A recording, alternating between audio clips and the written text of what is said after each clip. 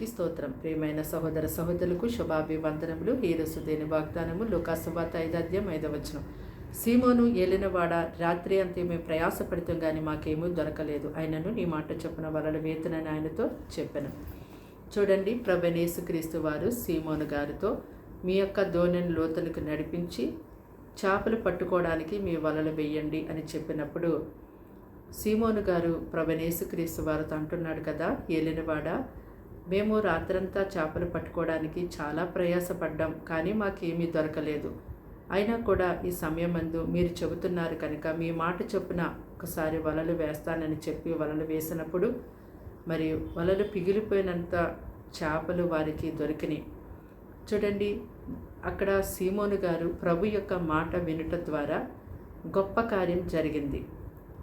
అలాగుననే మీ యొక్క జీవితంలో ఇప్పటి వరకు కూడా మరి దేవుని యొక్క మాట వినకుండా ఉండటం ద్వారా ఎన్నో ఆశీర్వాదాలు, ఎంతో సమృద్ధిని కోల్పోయారేమో.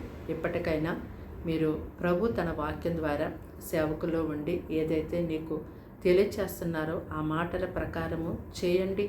తప్పకుండా మీకు దేవుడు సమాధానమును, నెమ్మదిని, సమృద్ధిని, ఆశీర్వాదాన్ని అనుగ్రహిస్తారు. మరి దేవుని యొక్క మాట వినకుండా నువ్వెంతకాలము దాటి వెళ్ళిపోతావు? దేవుని యొక్క మాటను నిర్లక్ష్యంగా, అలక్ష్యంగా నువ్వు తీసుకున్నప్పుడు నీ జీవితంలో నెమ్మది, సమాధానం, సమృద్ధి ఎంత మాత్రం కూడా కలిగి ఉండలేవు.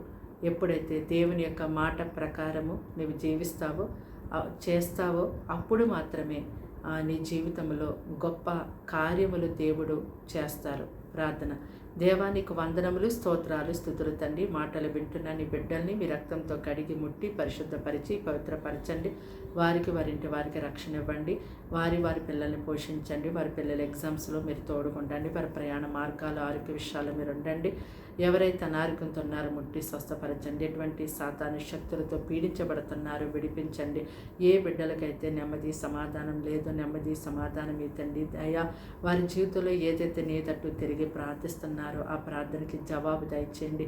అయ్యా, వేదనతో, బాధతో, దుఃఖంతో ఏ విషయములు అయితే ప్రభా కలవరంతో ఉన్నారో ఇప్పుడే వారిని బలపరిచి, ధైర్యపరిచి ఆ కలవరం నుంచి విడిపించిన ఆయన వారిని ఎంతో నెమ్మదితో నింపమని ప్రార్థిస్తున్నాం. ఈ దినమంతా వారికి తోడుగా ఉండండి. ప్రతి ఒక్కరిని కూడా కీడు శోధన పని తప్పించి సర్వ సమృద్ధితోనే బిడ్డలను ఆశీర్వదించి నడిపించి కాచి కాపాడమని యేసు నామములో ప్రార్థన సమర్పించి వేడుకుంటున్నాము తండ్రి. ఆమేన్.